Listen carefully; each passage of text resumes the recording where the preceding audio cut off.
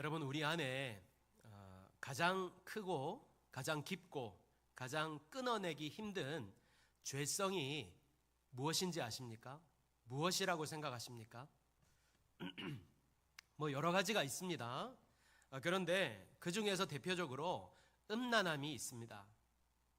음란에 대해서 얘기가 나와서 그런데요, 요즘 현대인들, 특히 그리스도인들조차 이 음란함에 대해, 이 죄성에 대해서 너무 쉽게 얘기하고 너무 쉽게 용납을 하고, 그래서 너무 쉽게 받아들이는 경향이 있습니다.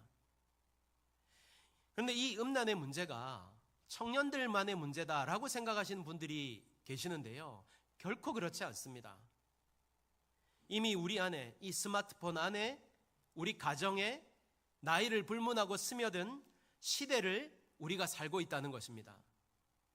제가 드리고 싶은 말씀은요, 이미 이런 음란한 죄마저 부끄러운 줄 모르는 시대를 우리가 살고 있다는 것입니다. 무엇보다 이 음란한 죄는요, 우리가 평생을 크게 싸워야 할 죄인데요, 그래서 저는 이 음란이라는 죄가 참 우리가 끊어내기 힘든 대표적인 죄성이라 이렇게 생각을 했었습니다. 그런데 그게 아니더라고요. 자, 다시 한 번 더 묻겠습니다. 우리 안에 가장 크고 가장 끊어내기 힘든 죄성이 무엇일까요? 바로 자존심입니다. 자존심이 무슨 죄가 됩니까? 라고 반문하시는 분들이 계실지 모릅니다. 그러나 그렇지 않습니다. 자존심으로부터 교만이 나오고요, 자기 의가 나타납니다. 불수종이 나타나고 판단이 시작됩니다. 심지어 하나님께서 말씀하시는 것을 거부하고 회개하기를 거부하는 모습으로 나타납니다. 내가 교회 봉사를 얼마나 했는데, 내가 목사인데, 내가 장로인데, 권사인데, 내가 기도를 얼마나 하는데 라면서 은혜를 가로막습니다. 하나님의 말씀이 분명히 말씀을 하고, 그래서 내 안에 내면의 부딪힘이 이렇게 있음에도 불구하고 아멘 하고 순종하기보다 판단하고 거부합니다. 가장 큰 문제는요, 음란은 행동으로 드러나서 부끄러워라도 하는데, 자존심은요, 당당함, 정당함에 탈을 쓰고 숨어있기 때문에, 우리 안에 숨어있기 때문에 더 무서운 죄가 되는 것입니다. 여러분, 우리가 항상 혹은 자주 놓치는 것이 있습니다. 우리는 늘 내 자존심이 상처받았는가, 내 자존심이 얼마나 상처를 받았는가, 아닌가 라는 것에만 신경을 곤두세우지, 내 자존심 때문에 하나님의 말씀이 내 안에서 튕겨져 나가고 그 자존심이 꺾이지 않는 것에 대해서는 전혀 관심이 없습니다. 여러분, 우리는 은혜를 사모하고 변화된 삶을 살기를 원하지요. 여기 그렇지 않은 분은 한 분도 안 계시리라고 저는 생각합니다. 또는 내 삶 가운데 이 성경에서 일어나는 이 기적과 같은 일들, 은혜의 일들을 경험하며 살기를 원합니다. 하지만 매주일 이렇게 강단에서 말씀이 선포되지만 내 삶이 여전히 한 걸음도 변화되지 않는 진짜 이유가 무엇이라고 생각하십니까?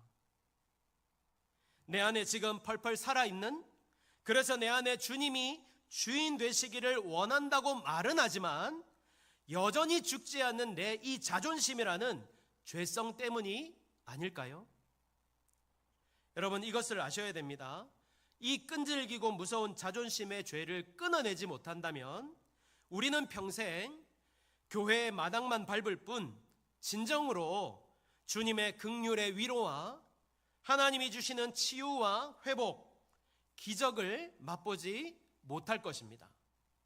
그렇다면 우리는 이것을 어떻게 해야 될까요? 어떻게 해야 이 무서운 죄성을 끊어내고 하나님이 예비하신 진정한 그 은혜의 자리로 나아갈 수 있을까요?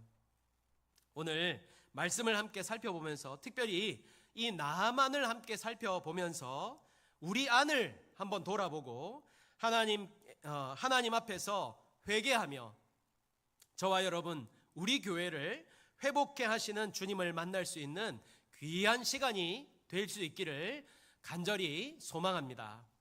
아멘. 자, 북이스라엘의 경계에 위치한 이 아람이라는 나라가 있었습니다. 지도를 한번 보실까요?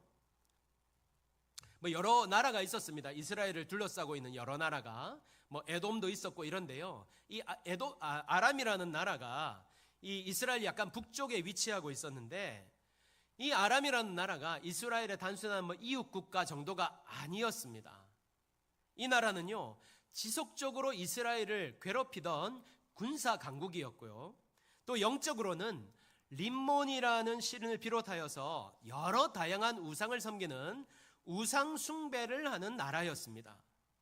이 나라에 나아만이라는 군대 장관이 있었는데요. 오늘 성경은 이 사람을 어떻게 소개하느냐면 1절을 보니까 그의 주인 앞에서 크고 존귀한 자, 큰 용사 이렇게 이제 소개를 합니다. 쉽게 말해서 이 아람이라는 나라에 그 누구도 함부로 할 수 없는 오늘날로 말하자면 히어로, 영웅이었던 것이죠.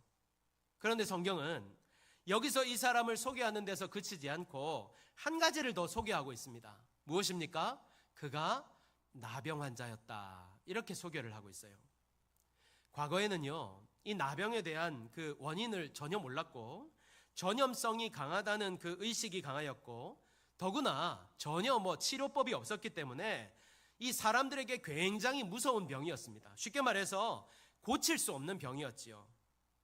자, 권세를 가졌습니다. 사람들이 막 우러러 봅니다. 그런데 그에게 나병이라고 하는 치명적인 이 약점, 병이 있었다는 것입니다. 근데 그의 집에 이스라엘에서 붙잡혀온 이 어린 소녀 하나가 있었는데요.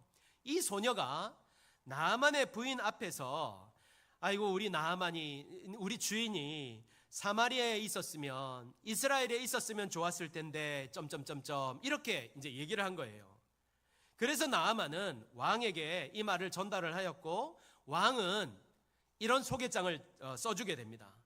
근데 이 소개장이 문제였습니다. 6절을 보니까요.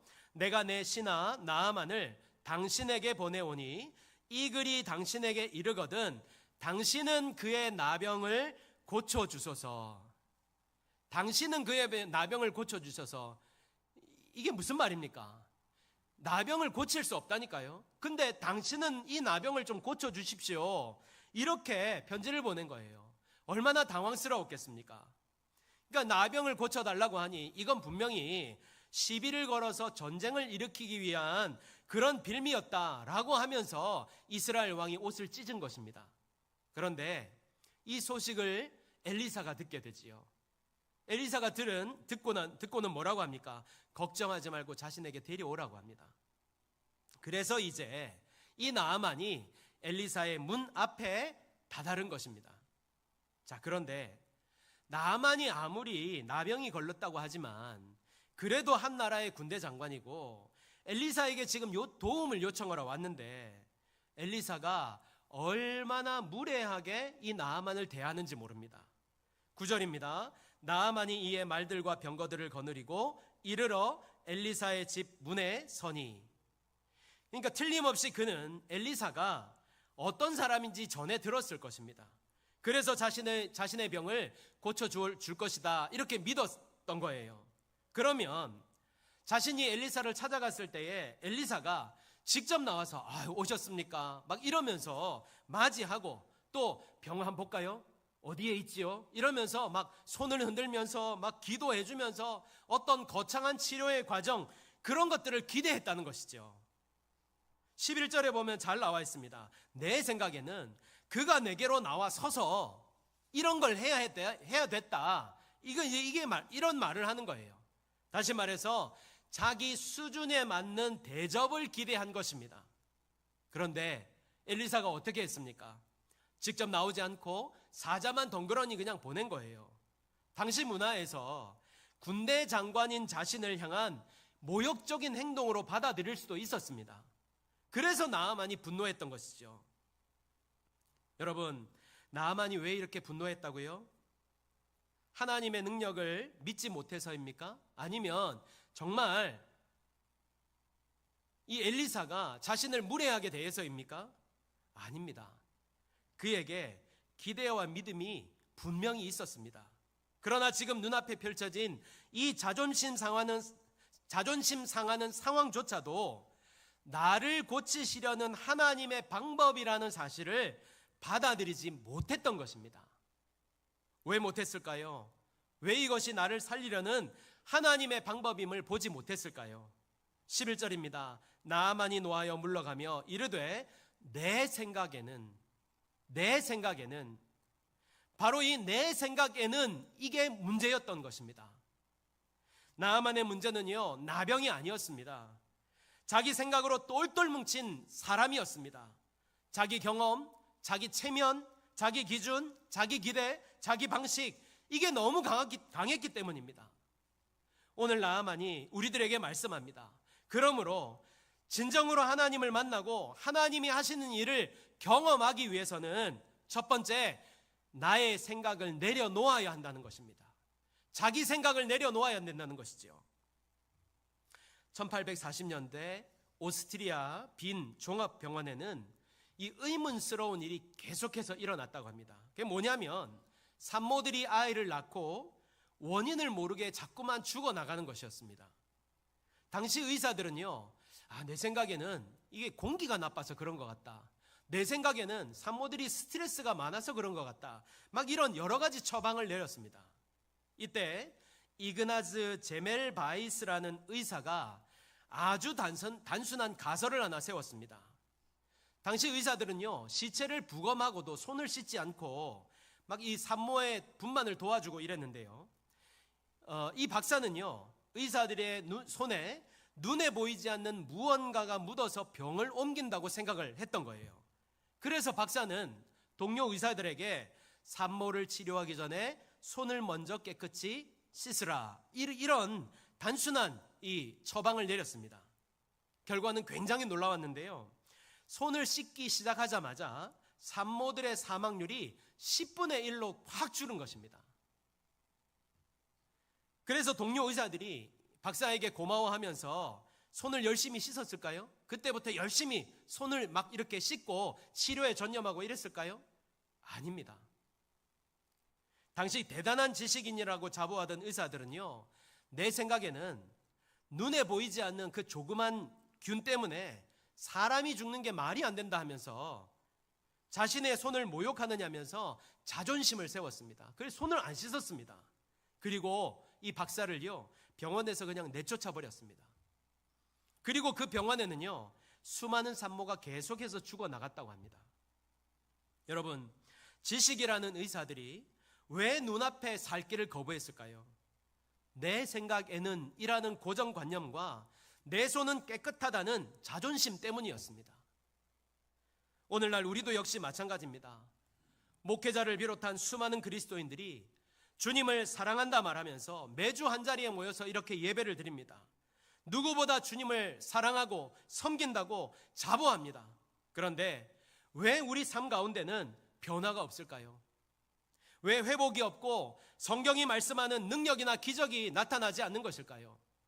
그것은 아직도 우리가 여전히 나를 버리지 못하고 나의 자존심, 나의 교만, 나의 지식 등을 버리지 못하고 오히려 그 굳건한 그 자존심으로, 지식으로 말씀을 판단하고 있기 때문은 아닐까요? 여러분, 이 시간 우리 주님이 나아만을 통해 우리에게 말씀하십니다. 이제 그 모든 자존심, 나를 버리고 주님 앞으로 나오라고 말입니다. 여러분, 세상의 옷을 입고는 주님을 만나지 못합니다. 갑옷을 입고는 주님을 만나지 못해요. 진정으로 나를 십자가에서 죽이지 못한다면 주님의 더 큰 은혜를 경험하지 못합니다. 내 생각에는 이라고 하지도 마십시오. 버려야 합니다. 내려놓아야 합니다. 주님이 내게로 나와 서야 되는 것이 아니라 내가 주님 앞에 나아가 서야 되는 것입니다. 갈라디아서 2장 20절에 내가 그리스도와 함께 십자가에 못 박혔나니 그런즉 이제는 내가 사는 것이 아니요 오직 내 안에 그리스도께서 사시는 것이라. 이 말씀 정말 우리 마음 가운데 적용되고 있습니까? 내가 그리스도와 함께 십자가에 못 박혀서 죽고 정말로 그리스도께서 이제는 내 안에 사신다, 이걸 자신 있게 말씀하실 수 있습니까? 이제 내가 육체 가운데 사는 것은 나를 사랑하사 나를 위하여 자기 자신을 버리신 하나님의 아들을 믿는 믿음에서 사는 것이라. 여러분, 내가 죽어야 예수님이 사십니다. 이 시간 우리 다시 한번 결단합시다. 내 생각에는 이걸 버리기로 말입니다. 그래서 주님의 은혜 앞으로 나아가서 주시는 은혜와 회복을 꼭 경험하고 누리며 살아가는 그런 그리스도인들이 되시기를 예수님의 이름으로 간절히 소망합니다. 두 번째는요, 우리가 말씀의 귀를 기울여야 합니다. 공군 전투기 조종사들이 비행할 때 가장 무서워하는 현상이 있다고 하는데요, 그게 바로 비행 착각이라는 현상이라고 합니다. 캄캄한 밤이나 짙은 안개 속을 이렇게 비행을 하다 보면요, 조종사가 가끔 착각을 일으키는데, 비행기가 지금 바다로 향해 가고 있는데 이 비행기가 그냥 이렇게 하늘을 똑바로 날고 있는 것 같은 그런 착시 현상, 착각 현상이 일어난다고 합니다. 이런 현상은요, 맑은 대낮에도 일어난다고 하는데요, 하늘과 바다를 착각하여서 도 높이 기술을 이렇게 올렸다가 그만 바다로 이렇게 추락하는 그런 현상이 일어난다고 합니다. 그래서 공군 조종사들은요, 내 몸의 감각을 믿지 마라, 내 생각을 믿지 마라, 오직 내 눈앞에 있는 계기판만 믿으라, 이런 교육을 계속해서 한다고 합니다. 그러니까 내 느낌에는 지금 비행기가 잘못 가고 있는 것 같아도 계기판이 정상 비행이라고 하면 계기판을 믿어야 한다는 것이죠. 그래야 산다는 것이죠. 여러분, 제가 여러 번 말씀을 드렸지만 지금 우리가 살고 있는 이 세대는요, 옳고 그름을 분별하기가 매우 어려운 시대입니다. 무엇을 따라야 하는지 쉽게 우리가 분별하기 어려운 시대에 우리는 살고 있습니다. 이런 중에 세상은요, 너무나 분명한, 마치 진리와도 같은 길과 정보, 우리의 노후를 보장해 줄 것 같은 그런 정보들을 막 쏟아내고 있습니다. 그것을 따라가면 안전할 것 같고, 그것을 따라가면 살 수 있을 것 같고, 그것을 따라가면 평안한 노후를 보장받을 수 있을 것 같은 그런 뉴스들이 계속해서 우리에게 쏟아져 들어옵니다. 그런데 반면 이 성경 말씀, 이 말씀, 하나님의 말씀은 어떻습니까? 이 시대에 이 말씀은요, 이 하나님의 말씀이라고 하는 것은 너무 허무맹랑하고 고리타분하고 옛날 이야기 같습니다. 여러분, 그렇지 않습니까? 어떻게 성이 사람들이 고함 지른다고 무너질 수 있겠습니까? 어떻게 바닷물이 막 이렇게 전라도 어디 가면 이렇게 물이 이런 식으로 밀려 나가가지고 이렇게 갈라지는 것은 이해되지만 어떻게 벽이 되어서 세워진다는 말입니까? 도무지 있을 수 없는 이런 얘기를 하고 있는 거예요. 오늘 나하만이 들었던 말도 그렇습니다. 엘리사가 나하만에게 뭐라고 말씀하죠? 10절입니다. 너는 가서 요단강에 몸을 7번 씻으라. 내 살이 회복되어 깨끗하게 되리라 하는지라. 이게 말이 되느냐 말이죠. 어떻게 요단강물에 7번 몸을 잠그는데 몸이, 그것도 나병 걸렸던 불치병이었다니까요. 이 불치병이 나을 수 있단 말입니까? 그래서 나하만이 분노한 것입니다. 분노할 만하지 않습니까? 그럴 것 같으면 요단강보다 더 깨끗한 강물, 더 확실한 뉴스가 얼마나 많이 있습니까? 그래서 나하만이 분노하면서 떠났던 것입니다. 그런데요, 여러분, 이 시간 나하만을 다시 한번 자세히 보십시오. 나하만을 통해서 우리가 깨달아야 할 무서운 영적 실체가 있습니다. 그것은 나하만은요, 못 들은 사람이 아니라 들었지만 받아들이기 싫었던 사람이라는 것입니다. 잘 들으셔야 됩니다. 나하만은요, 엘리사가 전한 말을 들었습니다. 못 들어서 떠난 게 아니에요. 문제는 들었지만 그의 자존심, 교만, 생각으로 사로잡혀 있었기 때문에 이 말을 받아들일 수 없었던 것입니다. 오늘 우리의 문제가 무엇입니까? 말씀 듣습니다.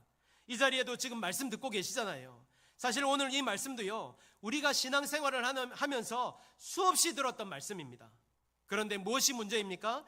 듣는데 우리가 받아들이지 않는다는 거죠. 왜 그렇습니까? 아직도 여전히 내 생각이 나를 지배하고 있기 때문입니다. 내 경험이 맞다고 생각하기 때문입니다.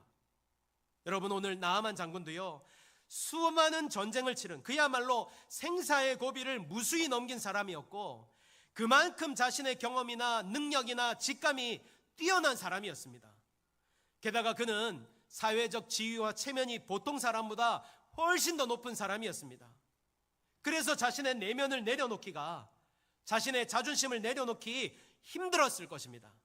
그래서 떠난 것이지요. 그런데요, 나아만의 결국이 이렇게 떠났다로 그치지 않습니다. 어떻게 하였죠? 이게 중요합니다.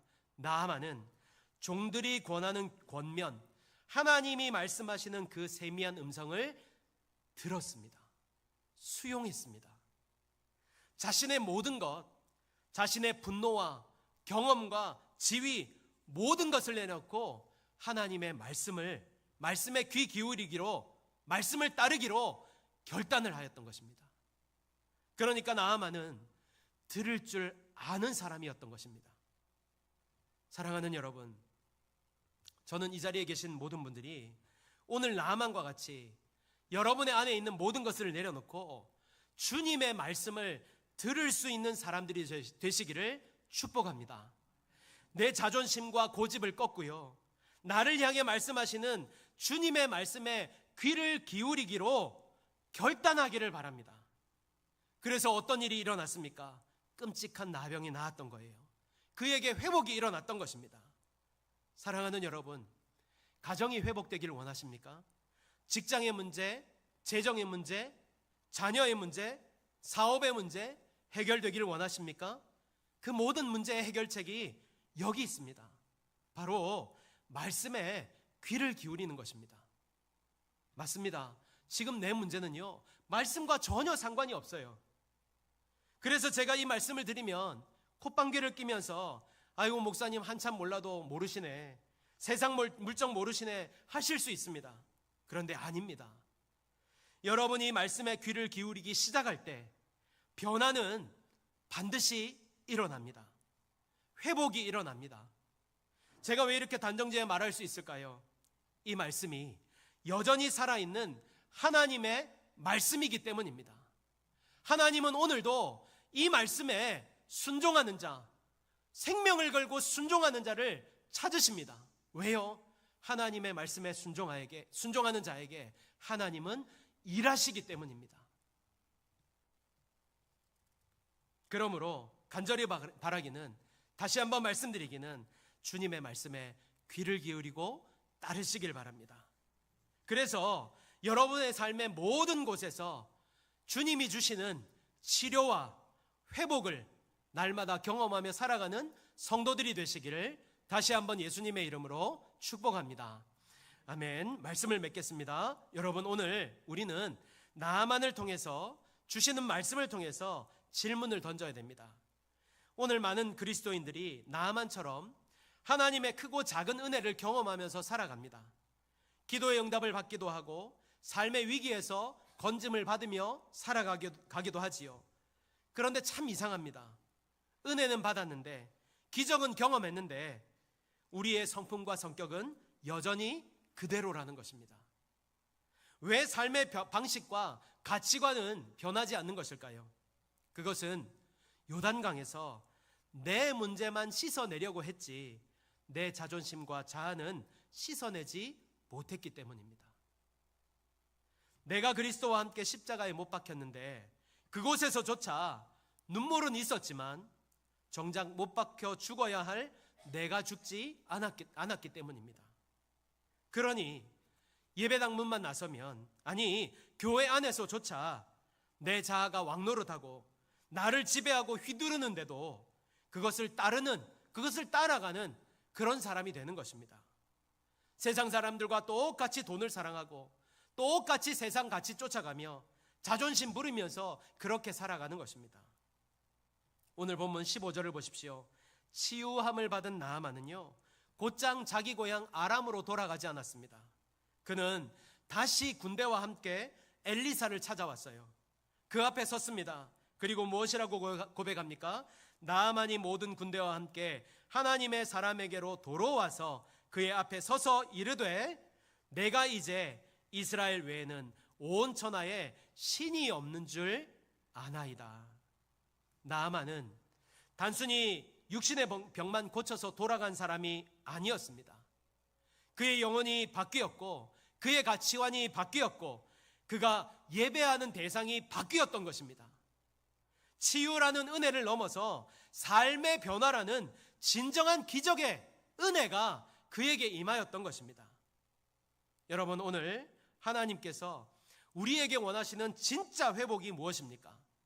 단순히 이 자리에서 내 삶 문제 하나를 해결 안 받고 위로받고 눈물 좀 흘리다가 고개 좀 끄덕이다가 돌아가는 것이 아닙니다.